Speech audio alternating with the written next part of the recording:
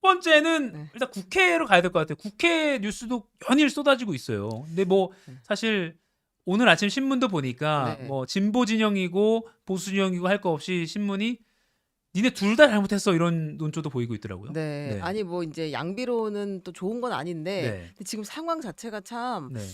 누구 하나 손들어 주기 어려운 그런 상황인 것 같긴 해요. 예. 그리고 인제 결국에 국회가 하는 일이 정치를 하는 건데 네. 지금 정치를 하지 않고 있다는 게 아마 가장 큰 비판의 포인트인 것 같아요. 예. 협상을 하고 뭐 주고받고 원하는 것들을 서로 나눠 가면서 이뤄 가야 되는데 하나씩. 근데 그렇지 않은 상황이라는 걸 갖고 이제 언론들이 비판을 하는 걸 텐데 네.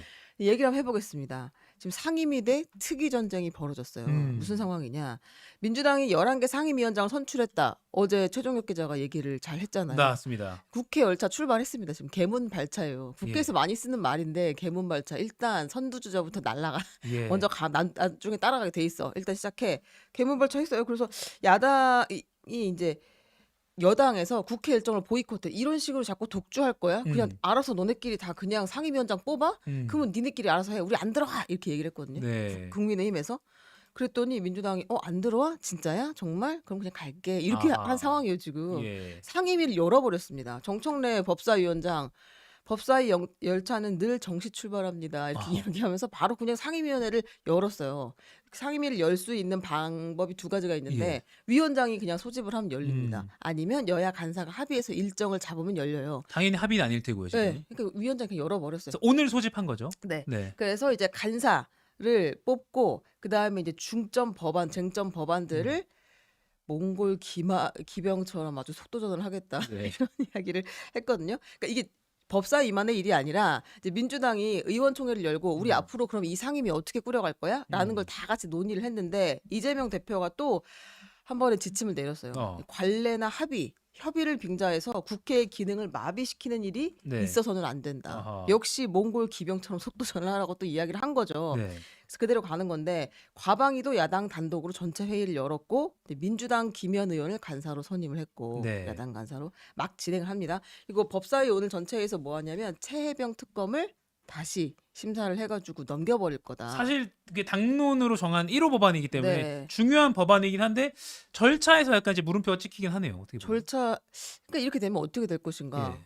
거부권을 행사하겠죠 대통령이. 예. 또 똑같은 상황이 벌어질 것 같아요. 그러니까 대통령실 입장에서는 너네 단독으로 이렇게 한 거니까 우리는 거부권 할 수밖에 없어라고 이 거부권을 행사할 만한 명분이 쌓이고 있다 이렇게 지금 입장을 밝히고 있잖아요. 양쪽 다 그러고 있죠. 네. 그 법안 통과를 우리가 처리할 수밖에 없는 명분이 쌓이고 있다. 대통령실에서 거부권을 행사할 수밖에 없는 명분이 쌓이고 있다. 근데 이제 고민이 있어요. 국민의힘에서. 예를 들면 이거 한번 보면 최혜병 특검을 추진을 해요. 그래가지고 법사위에서 그냥 통과를 시켜 본회의에 넘겨요. 네. 본회의에서 그냥 야당이 전체가 나와가지고 통과를 시켜요. 그럼 이 법안은 통과가 된 거예요. 실제로 특검이 그럼 출범을 해야 돼요. 네. 근데 대통령이 지금 거부권을 행사했다? 그럼 3분의 2가 필요하잖아요. 제적의원에. 근데 지금 국민의힘이 뭐 하고 있어요? 계속 국회 일정을 거부하겠다고 했어요. 네. 근데 이제 거부권 행사 이후에 다시 또 야당만 표결을 하면 3분의 1을 너끈하게 넘기겠죠. 네. 제적 의원의 3분의 2니까. 그럼 국민의힘이 그거를 막기 위해서 그때는 국회를 들어간다? 그것도 모양새가 이상한 거예요. 여태까지 상임위도 안 들어갈 거고 니네 알아서 해 이렇게 얘기를 했는데 그러면은 재표결할 때만 다시 들어가서 반대를 찍어? 이것도 참 궁색하잖아요 상황이. 그러니까 이제 이런 고민이 있고 대치 상황 계속 되고 있는데 네. 어제 사진 잠깐 볼게요. 사진 띄워주시면 어제 이제 최민희 가방위원장이 이제 임명된 지 하루 만에 어제 가방위도 이렇게 열었는데 여당 쪽은 이렇게 텅 비어 있는 모습. 네. 네. 아니, 대부분의 상임위가 저렇게 그냥 갈 것 같고요. 네. 그리고 그거에 대한 이 민주당의 정치적 부담도 지금은 크게 느끼고 있지 않는 것 같아요. 당내에서는 옛날에는 저렇게 가면 독주한다라는 지적들이 많이 있었는데 네. 지금은 전혀 이거에 대한 부담이 없다. 왜냐하면 민주당이 야당이기 때문입니다. 그러니까 여당이었다고 하면 모든 책임을 다 우리가 져야 되는 거잖아요. 그러면 국회에서 통과시킨 뭐 법안도 그렇고 정부가 추진하는 것들도 다 우리가 책임져야 되고 독주 프레임 뭐 이런데 그 휩싸이기가 좋은데 지금 그런 상황은 아니다. 결국에 뭐 정부 여당이 잘 해야 되는 것이고 우리는 우리대로 국회를 운영한다. 중점 법안들은 무조건 그냥 간다. 이렇게 하는 분위기여서 역풍이랄 것도 별로 없는 분위기예요. 지금 상황은. 그런 상황이니까 그럼 국민의 입장에서 어떤 카드가 있느냐. 지금 사진도 나오고 있는데 이렇게 네. 피켓 들고 뭐 우원식 의장 사퇴하라, 이재명 방탄 사죄하라 뭐 이렇게 그냥 이렇게 일종의 캠페인을 하는 거 말고 뭐가 또 있을까? 그러니까 이제 뭐 되게 잔인한 이야기지만 예. 국회에서는 머릿수가 의석수가 깡패입니다. 어쩔 수가 없어요, 이게. 네. 근데 그런 상황인데 국민의힘이 의원총회를 열고 거기 또 논의를 합니다. 계속 논의를 합니다. 음. 어떻게 할 거야 이거? 계속 이것만 할 거야? 피켓만 들 수는 없는 거잖아요. 그리고 여당이 그렇다고 해서 뭐 아스팔트로 나갈 수 없잖아요. 네. 그리고 지금 너무 더워요. 그래서 의원들이 그걸 되게 싫어합니다.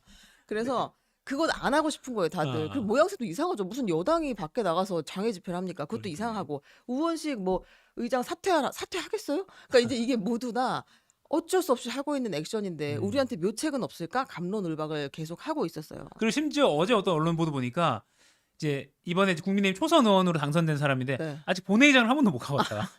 본회의장 그렇게 쉽게 들어가는 거 아닙니다. 그러니까요. 네. 뭐 국회 들어오는데 한 20년 걸렸다. 아. 본회의장 가는데도 한참 걸릴 겁니다, 지금. 네. 근데 이제 그 추경호 원내대표가 결연하게 맞서야 한다는데 인식을 같이 했다. 이렇게 얘기했어요. 결연하게. 네. 어. 심지어 의총에서 삭발하자는 얘기도 나왔대요. 어허. 근데 이제 우리가 그 어느 시점부터 삭발은 더 이상 이제 정치적으로 크게 의미를 갖지 못하는 시대가 됐잖아요. 네. 그래서 이제 뭐 의원 뭐 전부 다 사퇴를 해버리자. 그거 누구 좋으라고. 이제 이런 생각들이 계속 있는 거죠. 네. 그래서 뭐가 나왔냐? 아, 그러면 우리도 특위를 구성해서 이걸로 돌리자. 아하. 그러니까 국회는 기본적으로 상임위가 돌아가야지 국회에서 법안을 통과시키는 거잖아요. 그렇죠. 그 역할인데 상임위 안 들어가. 근데 대신 상임위 형태로 분과별로 특위를 다 만들어서 우리가 민생 현안을 챙기는 걸 보여주자. 그러니까 그거는 근데 국힘 당내 특위인 거죠. 그렇죠. 아하. 국민의힘 안에 우리 여당이니까 예. 예를 들면 뭐 교육개혁 특위, 재난안전 특위, 외교안보 특위, 노동 특위, 그러니까 상임위랑 그 분과를 비슷하게 만들어서 특위 15개를 만들고 법안 외에 법안 통과시키지 않고도 할 수 있는 거를 하면서 성과를 내면 된다. 이제 이런 보관이 나와가지고 오늘 그 4개 특위가 먼저 전체 회의를 연다고 합니다. 네. 그리고 당분간 매일매일 의총을 열고 우리가 어떻게 할 것인가를 논의한다라는 계획이에요. 그러니까 정부 여당인데 이른바 이제 소수 여당이 되어 버리니까 그렇죠. 민생 안 챙기고 뭐 해라는 말을 들을 수 없으니 네. 특위를 열어서 네. 플랜 B를 가동하고 있는데 아주 민주당발 국회 열차는 출발했고 네. 오늘 이제 어제 과방에 이어서 오늘 정청래 법사위원장이 이제 법사위를 열어서 최상병 특검법안을 논의할 텐데 네, 그 재밌는 포인트가 또 있습니다. 예. 이 와중에 민주당이 국회법 개정안 4개를 발의했어요. 이게 예. 뭐냐면, 그러니까 국회법이라는 게 국회는 모든 운영이 국회법과 합의에 의해서 진행이 되는 예. 거잖아요. 근데 이제 민주당이 계속 답답해했었던 건 뭐였냐면, 이를테면 패스트 트랙. 근데 그 늘 슬로우 트랙이라고 이야기를 하거든요.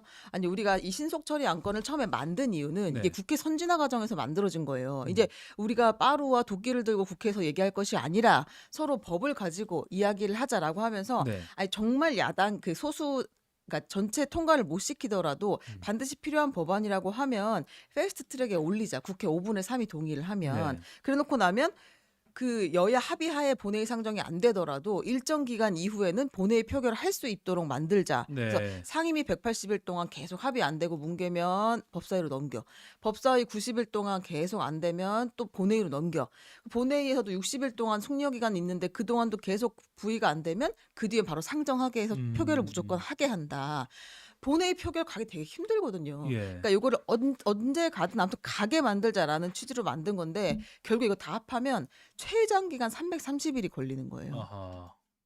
330일. 네. 어. 그러니까 패스트 트랙이라고 만들어놨는데 지금 발의하면 1년 후에나 거의 표결을 1년. 할 수 있는 상황이다. 이제 그거에 대해서 여러 차례 좀 답답함을 민주당이 호소했었는데 그렇죠. 개정안은 어떻게 냈냐면 상임위 심사 기간을 180일에서 60일로 3분의 1로 줄여버렸어요. 어우, 법사위 화냈네요. 심사 기간 90일에서 15일로 6분의 1을 쳐버렸어요. 그래서 이거 다 합하잖아요. 그 본회의 올라갔을 때도 숙려 기간 60일이 있는데 없애버렸습니다. 어. 그냥 최대 빨리 하면 75일 안에 이제 패스트 트랙은 표결할 수 있게 되는 거예요. 거의만 2달 조금 넘으면 되는 거네요. 근데 사실 뭐 어떤 법안도 2달 안에 통과된 일 잘 없거든요. 네. 근데 이건 진정한 의미의 이제 패스트 트랙이 되는 진짜 거겠죠. 패스트- 만약에 이렇게 된다고 슈퍼 패스트 하면 트랙이네요. 그렇게 네. 되는 거죠. 그러니까 민주당이 사실 조국혁신당 등등과 손을 잡으면 모든 상임위에서 5분의 3 이상이 돼요. 다 통과시킬 수 있다는 이야기입니다. 그렇죠. 2달이면 2달 반이면 그게 그걸, 발의를 했어요. 그러면 발의를 했고 네. 뭐 지금 야당은 뭐 계속 보세요. 이제 여당이 국회 안 들어온다? 그럼 네. 이게 또 통과되는 거예요. 그러니까요. 그러니까 이게 싸우려면 어쨌든 계속해서 근거를 남기고 반대했다는 기록들을 남기고 그거를 이제 그 국민들한테 보여주고 어쩔 수 없이 의석수에서 밀리면 통과를 시키게 되는 것이 국회의 순리인데 네. 이 여당이 국회를 안 들어가고 계속 밖에서 버틴다, 특위를 돌린다? 그럼 제 생각에 민주당이 그동안 하고 싶은 법안 다 통과시킬 것 같아요. 네. 그러니까 민주당 입장에서는 잃을 게 없는 국면이네요. 라고 이제 지금 생각을 하고 있죠, 네. 내부에서. 그거 말고도 이제 여러 가지 국회법 개정안이 있는데요. 그거는 이제 차차 조금 이렇게 법안이 올라오게 되면 수면 위로 올라오면 다시 또 얘기를 해볼 수 있을 것 같아요. 네. 오늘 법사위도 어떻게 될지 좀 지켜봐야 될 것 같습니다. 오늘 법사위 하나 더 포인트가 있습니다. 아, 네네네. 그 법사위에서 지난번에 검사 탄핵을 지난 국회에서 올렸어요. 네. 지금 잠시만요. 긴급 재난 문자가 올렸는데요. 오전 8시 26분 기준으로 전북 부안군 남삼서쪽 4km 지역에서 규모 4.7 지진이 있다고 하면 4.7이면은 적은 규모가 아닌데요. 네네. 지금 긴급 재난 문자가 저희 휴대전화에도 울리고 있습니다. 어. 규모 4.7 전북 지역에 계신 분들 규모 4.7 지진이 났다라는 부분 참고해 주시고요. 이 부분은 지금 아마 조금 저희도 전해드릴 내용이 있을 것 같은데 최현경 기자 이야기하면서 도중에 더 좀 전달드리겠습니다. 다시 한번 말씀드리면요. 지금 재난 문자가 아마 지금 다들 받으셨을 것 같습니다. 전북 부안군 쪽에서 남남서쪽 4km 지역 규모 4.7 지진이 일어났습니다. 낙하물 여진주의 국민 재난 안전 포털에서 대응 방법 참고하라라고 기상청에서 문자가 왔고요. 아마 이 규모는 지금 초기 단계에 파악한 규모이기 때문에 4.7이지만 좀 조정이 될 수 있을 것 같습니다. 전북 부안 쪽에서 현재 지금 시청하고 계신 분들 주의해 주시기 바랍니다. 네, 국민의힘 상황. 네, 댓글들이 네, 댓글 잠깐 봤는데 네네 생방송입니다. 너무하네 댓글들이. 예. 몇 가닥 있지도 않은 머리 삭발하면 뭐하냐. 아유, 너무하시네. 소중합니다, 여러분. 네. 머리카락 소중합니다. 머리카락 소중합니다. 네. 근데 법사위원회에서 뭘 봐야 되냐면 검사 탄핵. 네, 검사 탄핵을 21대에 네. 통과를 시켰잖아요. 예, 예. 그래가지고 이미 한 명 결과가 나왔고 예. 지난해 9월에 안동환 검사, 그다음에 12월에 손준성 이정석 검사 이렇게 검사 탄핵 소추안을 처리를 해서 지금 네. 그게 헌법재판소에 가 있는데 이제 그렇게 되면 탄핵 심판의 대리인단이 법사위에서 결정하는 거였어요, 원래. 그 기억하세요? 그 박근혜 국정농단, 박근혜 최순실 국정농단 사건 할 때도 당연히 탄핵을 넘겼던 주체는 국회였잖아요. 네네. 그래서 권성동 당시 법사위원장이 이 탄핵 소추인의 심판의 대리인단 대표였어요. 맞아요. 그랬잖아요. 그래서 좀 어색. 모양이 좀 이상했죠. 예, 예. 그 당시에. 그랬는데 아무튼 요 탄핵 대리인단을 당시 누가 짰냐? 국민의힘 김도읍 의원이 법사위원장일 때 그 대리인단 쭉 짰어요. 네네. 변호사들이 실제로 해야 되니까. 예. 근데 이제 정청래 법사위원장 보시기에 이 사람들이 탄핵 심판에 소극적일 수도 있다. 일 제대로 안 할 수도 있다. 그러니까 이것도 싹 교체하겠다라는 아하. 이야기를 했어요. 법사위가 정말 그러니까 뭐 상하원이라면 뭐 상원 우리는 상원이 안 나눠져 있으니까 네네. 뭐 그 정도 급이다. 또 하나의 국회다라고 하는데 탄핵 쪽에서도 이제 당연히 큰 어떤 영향력을 발휘하니까 그것 좀 네. 지켜봐야겠네요. 정청래 법사위원장 네. 아주 속도를 더 낼 것 같습니다. 네, 그렇습니다. 다른 가치 판단하지 않겠습니다. 네.